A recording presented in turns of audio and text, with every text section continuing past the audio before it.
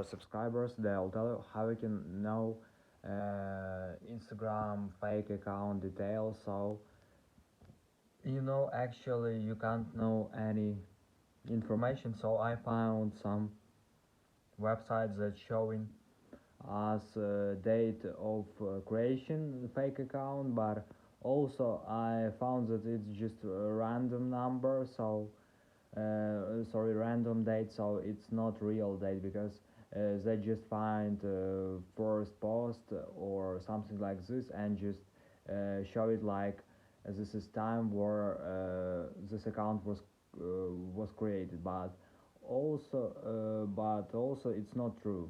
So actually you can't know this information. It's confidential info, and you cannot know it. So thanks for watching, have a nice day, subscribe to my channel, click like and bye.